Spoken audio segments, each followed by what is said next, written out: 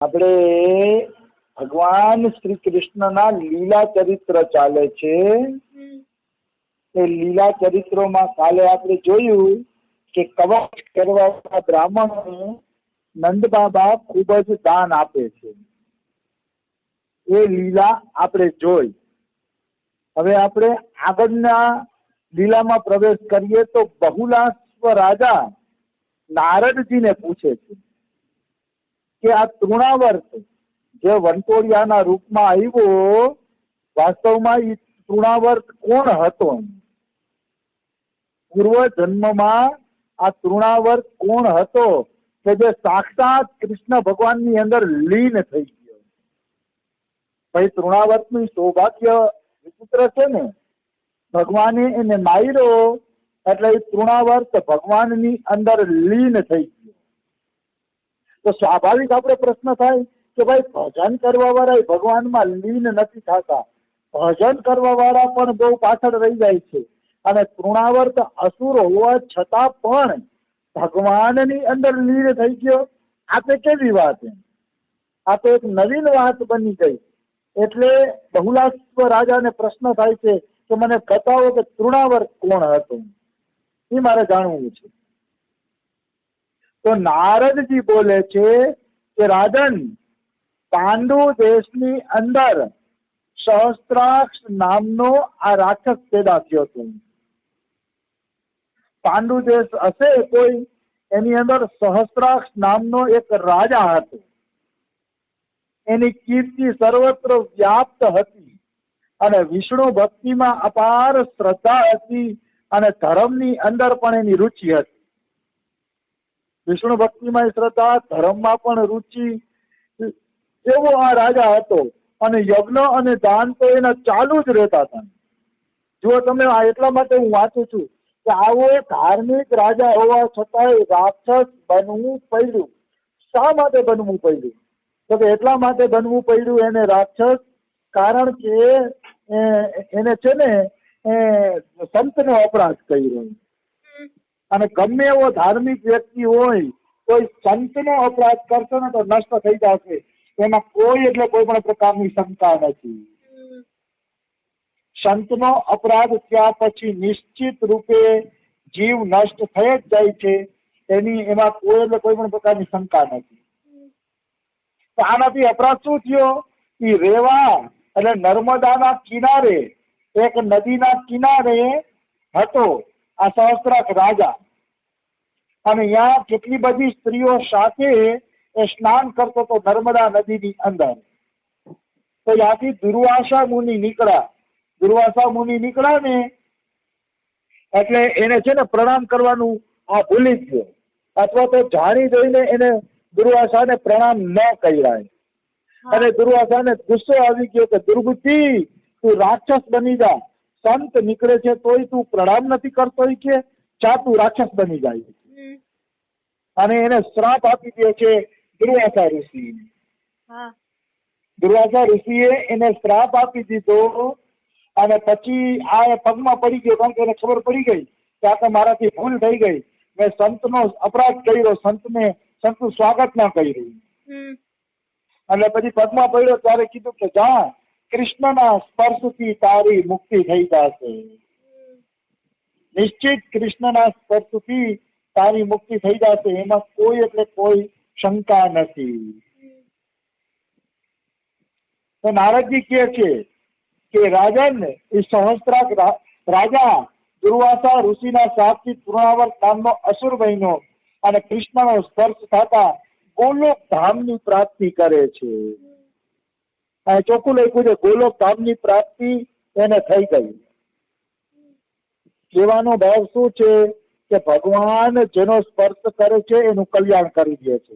પછી અસુર હોય કે દુરાચારી હોય કે કદાચારી હોય કે કેવો હોય એ જોવામાં આવતું નથી.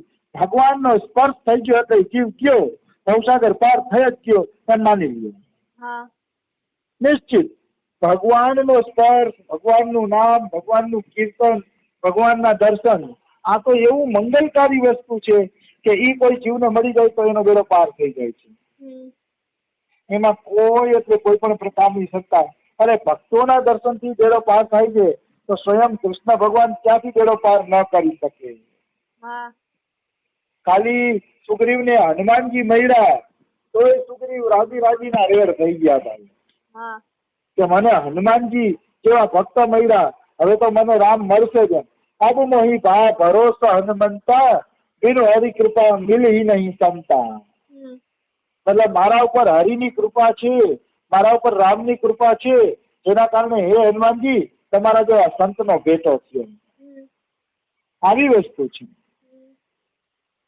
તો ભગવાન શ્રી કૃષ્ણના લીલા ચરિત્રોમાં આપણે આગળ વધીએ તો હવે યશોદાને કૃષ્ણ ભગવાન પોતાના મોઢામાં બ્રહ્માંડના દર્શન કરાવે છે.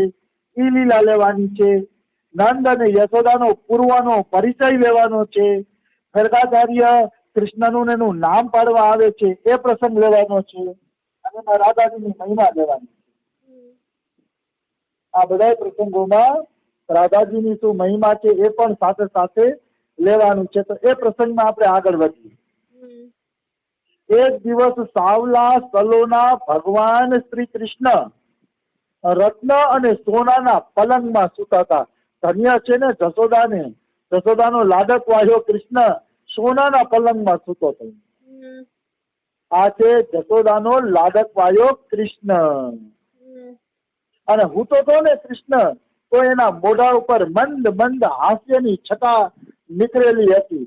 સરસ મંદ મંદ હાસ્ય કરતા હતા ભગવાન શ્રી કૃષ્ણ. અને આ યશોદાએ મોટું બધું કાજળનું કાળું ટપકું કર્યું તેના કપાળ ઉપર, કે જેથી કાનુડાને કોઈની નજર ન લાગે. કાનુડાને કોની નજર લાગે? અરે એક લીલા તો એમ કે છે કે રાધાજી અતિ સુંદર છે, અતિ સુંદર ગોરા છે રાધા રાણી, એટલા સુંદર છે કે વાત ના પૂછો. અને ઈ રાધા રાણીના ઠોડી ઉપર એક કાળા તલનું નિશાન છે. તો કે આવા રૂપાળા રાધા રાણીના શરીરમાં કાળા તલનું નિશાન છે, એ શા માટે? નિશાન શા માટે? તો કે રાધાજીને નજર ન લાગે. એટલે સ્વયં ભગવાન કૃષ્ણ એ તો કાળા છે ને, એ પોતે જ કાળું ટપકું ભરીને બેસી ગયા છે રાધાજીની અંદર, કે જેથી કોઈને રાધાજીને કોઈની નજર ન લાગે. કારણ કે આમે કૃષ્ણ કાળો છે એટલે કાળું ટપકું બનીને બેસી ગયો છે, એવું રસિકોનું વર્ણન કરવાનું થાય છે. એટલે રાધાજીને નજર ન લાગે ને એટલે કૃષ્ણને બહુ ચિંતા થાય છે. અને આમ પણ જ્યાં પ્રેમ હોય ને, માનો પુત્રમાં પ્રેમ હોય કે પતિનો પત્નીમાં નાને એને નજર ન લાગે ને, એ માટે સચેત હોય જ બધા, એમાં સચેત રહેતા જ હોય છે. એમ કૃષ્ણ પણ રાધાજીને નજર ન લાગે એમ સચેત છે, એમ જશોદા પણ કૃષ્ણને નજર ન લાગે એટલા માટે સચેત છે. અને કૃષ્ણને કાળું ટપકું કરી દીધું છે કે જેથી કૃષ્ણને કોઈ પણ પ્રકારની નજર ન લાગે. કમળ સમાન સુંદર ભગવાન કૃષ્ણના નેત્ર છે. અને યશોદા મૈયાએ જોયું કે કાનુડો ઘણો ટાઈમ ત્યાં ઘોડિયામાં સૂતો છે, તો લાવ દૂધ પીવડાવી દઉં. એટલે એને યશોદા મૈયાએ કાનુડાને ગોદમાં લીધો છે. તો બાલ મુકુંદ કૃષ્ણ પગનો અંગૂઠો ચૂસી રહ્યા છે, જાણે એમ કહેતા હોય કે મને ભૂખ લાગી છે, દૂધ પીવડાવો. એટલે ભગવાન શ્રી કૃષ્ણ પગનો અંગૂઠો ચૂસતા હોય છે. એમનો સ્વભાવ ચપળ છે, નીલ નૂતન અને કોમળ સુંદર એના પગ છે, ઘુંઘરાલા એના વાળ છે, સુંદર ઝાંખી છે ભગવાન શ્રી કૃષ્ણની. એના વક્ષ સ્થળ ઉપર સ્ત્રી વસ્તુનું નિશાન છે. પગનખા પહેરેલો છે. પગનખા એટલે પહેરાવે કે કોઈને નજર ન લાગે. મતલબ વાઘને મારી અને વાઘનો નખ કાપી અને વગ્નખા કૃષ્ણએ લગાડેલા છે. તથા અર્ધચંદ્રનું આભૂષણ ધારણ કરેલું છે કૃષ્ણએ. આ રીતે જશોદાએ કાનુડાને ખોળામાં લીધો છે. ખોળામાં લઈને લાડ લગાવે છે. લાડ લગાવવાનું સુખ એટલું મળે છે કે જશોદાના સ્તનમાંથી દૂધની ધાર નીકળે છે. એટલું વાત્સલ્ય સુખ જશોદાને કૃષ્ણ પ્રત્યે મળે છે. તો ભગવાન શ્રી કૃષ્ણ દૂધ પી લીધું છે ભગવાન શ્રી કૃષ્ણએ, એટલે હવે એને નિંદર આવવા માંડી. ભગવાન શ્રી કૃષ્ણ નાનકડો આમ તો લાલો છે, દૂધ પી લીધું છે એટલે એને જંભાઈ એટલે કે આળસ આવવા માંડી ભગવાન શ્રી કૃષ્ણને. અને એ જંભાઈ ખાધી ને કાનુડાએ, મોઢું ફાડ્યું ને કાનુડાએ તો માતાની દ્રષ્ટિ એની ઉપર પડી ગઈ. જશોદાની દ્રષ્ટિ એની ઉપર પડી જાય છે.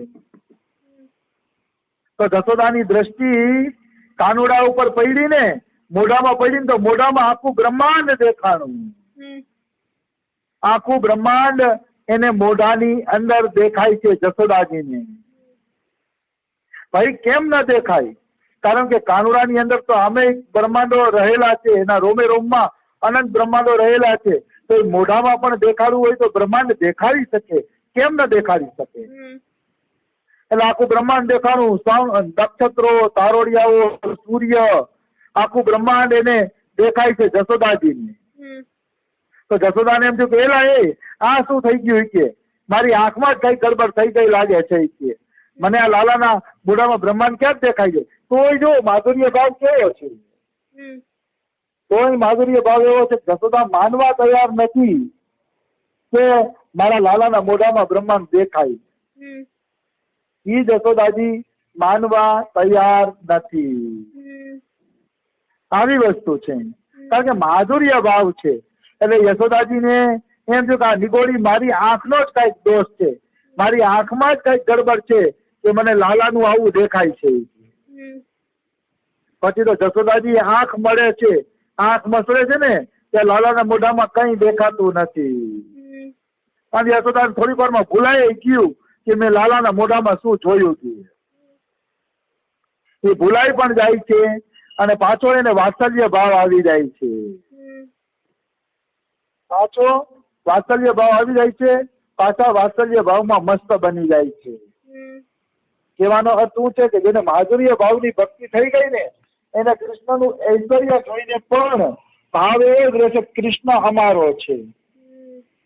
એક ક્ષણ માટે પણ પોતાનાપણું ભૂલશે નહીં. આવી વસ્તુ છે. જશોદાને કૃષ્ણ ભગવાન મુખમાં બ્રહ્માંડ 2 વખત દેખાડે છે. ભાગવતમાં આવે છે 2 વખત દેખાડે છે. એક વખત તો અત્યારે દેખાડે છે કે દૂધ પીવડાવે છે ને દૂધ પીને કૃષ્ણને બગાસા આવવા માંડ્યા. તો બગાસા આવવા માંડ્યા તો એને કૃષ્ણના મોઢામાં બ્રહ્માંડના દર્શન કર્યા. અને એકવાર માટી ખાય છે કૃષ્ણ, માટી ખાય છે ત્યારે પણ બ્રહ્માંડ મોઢાની અંદર દેખાડે છે. તો ઈ પણ લીલા આવે છે, માટી ખાવાની લીલા. અને માટી ખાવાની લીલા જ્યાં થઈ એ બ્રહ્માંડ ઘાટ આજે પણ અહીંયા વ્રજમાં બિરાજમાન છે. બ્રહ્માંડ ઘાટ, એને બ્રહ્માંડ ઘાટ કહેવામાં આવે છે.